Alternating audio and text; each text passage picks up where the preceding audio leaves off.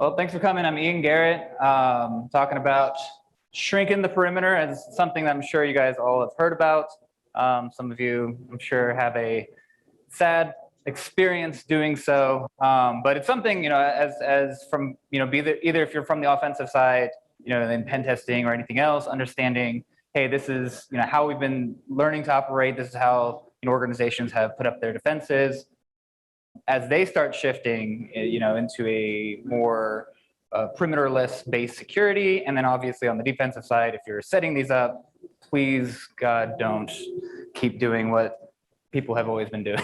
So, quick overview of who I am, what I do. So right now, I started a data security company a couple years ago called Phalanx. Focused pretty much on bringing visibility and security around individual unstructured data. Prior to that, I was in the Army doing Army cyber. I was mostly building capabilities and tools and toys.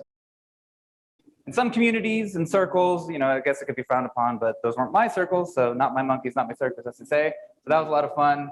Also done some research also in cyber related things. So if any of that is interesting to you, please talk to me afterwards. So quick poll, who's actually tried to adopt a perimeterless based security before? Nobody. All right. So that is good. I guess that's why you're here.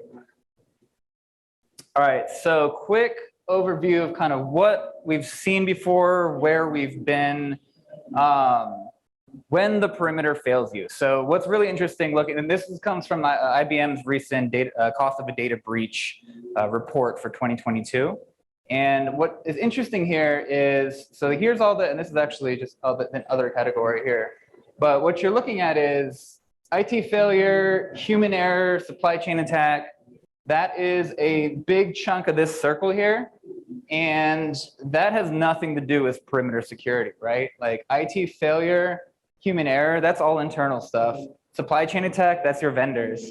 So really destructive and ransomware, and depending on what falls into other, is what your perimeter security is actually doing for you. So, if you think about, as people are setting this up, most of their breaches are coming, 75% of their breaches are coming from internal to the organization. So how did we get here? What we're looking at is, three main things on why perimeter security really started, why it began in the first place. Number one really is just the bulk. It used to be the bulk of employees were physically located within an actual perimeter, and you were able to build a network there that they're accessing. And then so it made a lot of sense. There was generally, maybe if you had an internet-facing application, there was one way to get in and out. You had a couple remote or traveling employees, a VPN. You wouldn't hit any throughput issues there. Obviously, as we know, that's not the case anymore. Ever since, especially COVID, we've shifted to a remote and hybrid workspace. So, that no longer exists. Number two, again, remote traveling. It used to be VPN is like, hey, as long as you're using the VPN, we have like maybe 1%, 2% of our employees out and about in the world, and that's fine. Actually, another quick poll. When COVID hit and everyone went remote, was anyone part of an organization that tried to have the entire company run on a VPN? And how was that experience? Just a couple of that was great. They must have really set up for that. But yeah, I was on one where it was just like everything was slow and it was awful. And then the third one is most product and services used to be actually located on premises, right? So if you had any services, servers, everything was just kind of located within your perimeter. So it was fine. Now, with any kind of cloud services or, a number of products that we have just assisting businesses, they're all located outside of the actual on-prem. And obviously larger organizations are able to afford still to bring that in-house, but a lot of smaller organizations aren't. So part of the issue here is we can't even define what a perimeter even means anymore. So, like I said, infrastructure no longer resides in a well-defined environment. So that includes cloud infrastructure, right? So if you have any kind of external storage solutions, if you have databases, if you're one of the many people on AWS, AWS servers aren't your servers. Even if you have a colo that's located, off premises, at the end of the day, that's still not within your actual network perimeter. and this is actually a pretty fun one here, no longer a single or even known ingress egress point. There's so many accesses across so many parts of your organization. And this includes like even, let's say like HR solutions that are, hey, I'm logging into Gusto or ADP or whatever. So your HR professionals are dealing with that. None of that information is on or within your perimeter. So it's hard to even track how the data and how people are accessing your organization and what your attack surface even really looks like. And of course, as I mentioned the last slide, the fact that we have remotes here to stay, hybrids here to stay. Even if you bring in people in, you're not going to have everyone in all the time like we used to.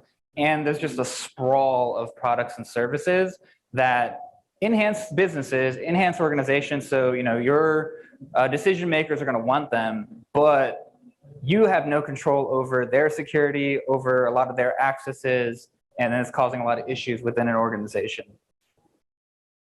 And of course, I don't know if any of you have bring your own devices, but that's causing even more issues as, if bring your own device combined with remote work is just people on their own personal machines at their house.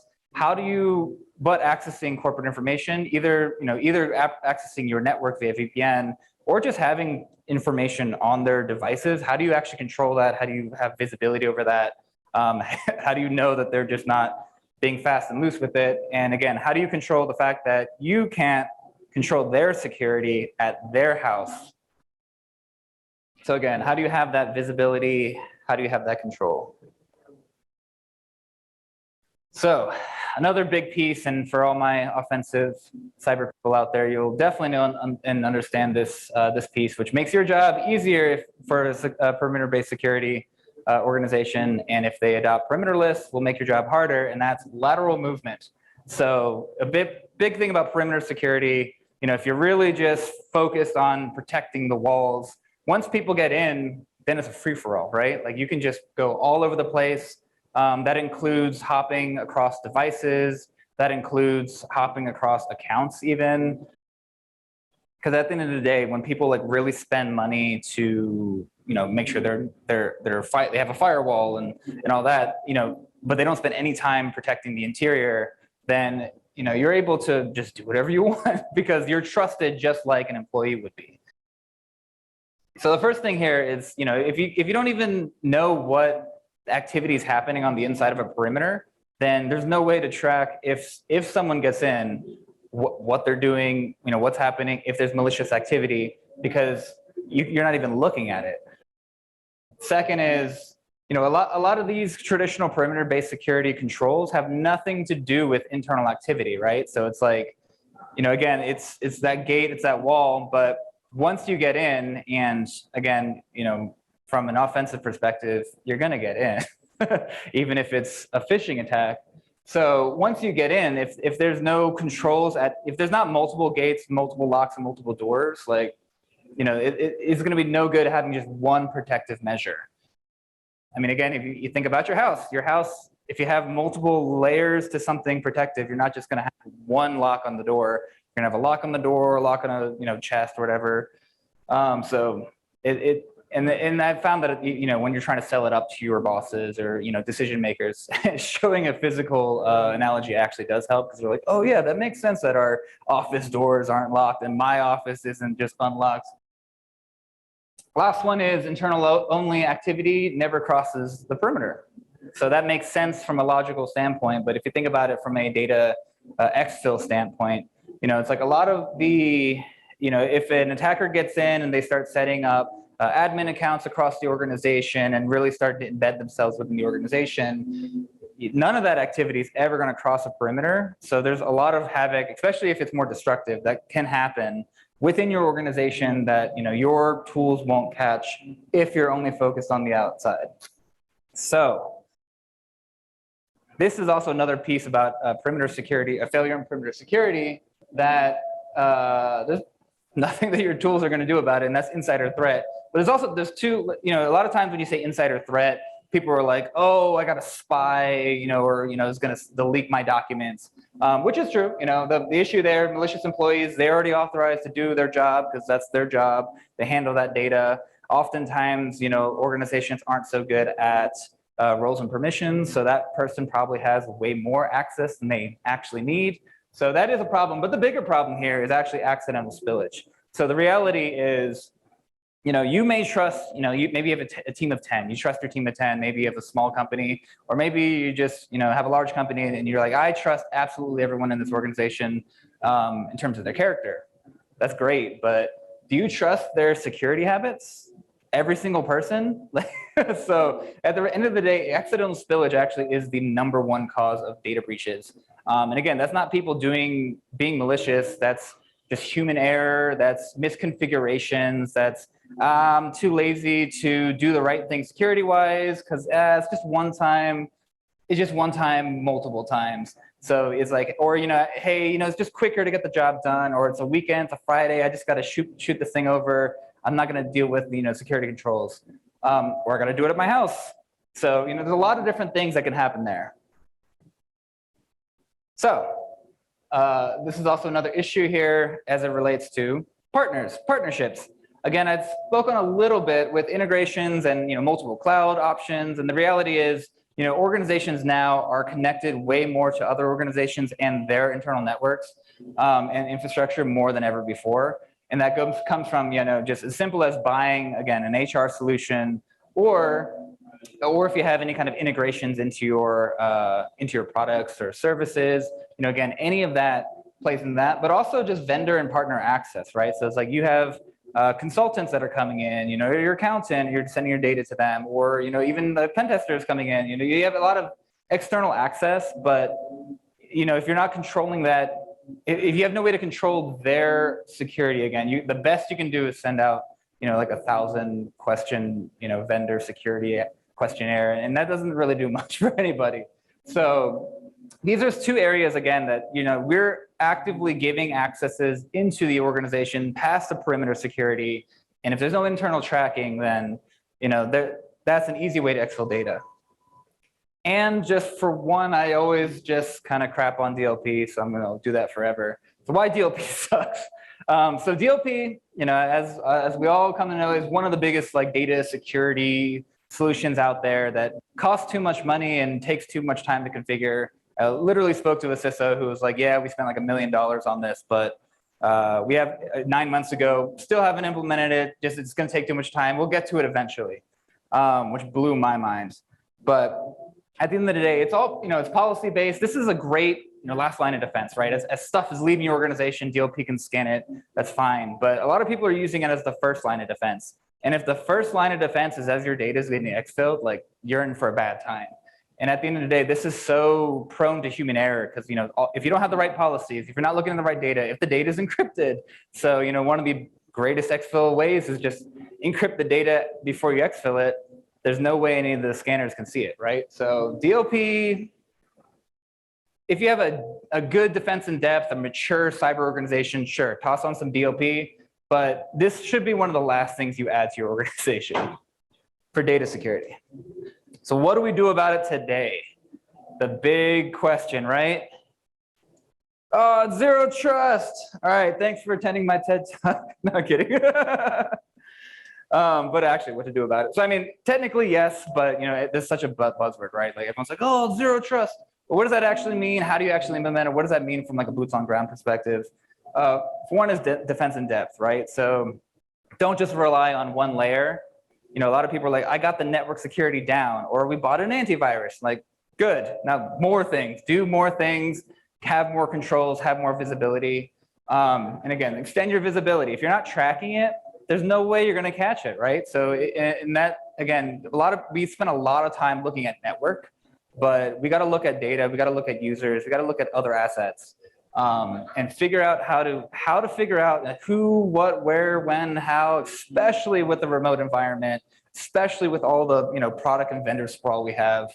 We got to figure out where's all this data residing, and if you're not collecting logs internally, I know logs is an issue that people are like, I already have too much data to sift through. But if you're only tracking, again, this goes into visibility. If you're only tracking the edge, you're only going to get the edge. So track your internal stuff.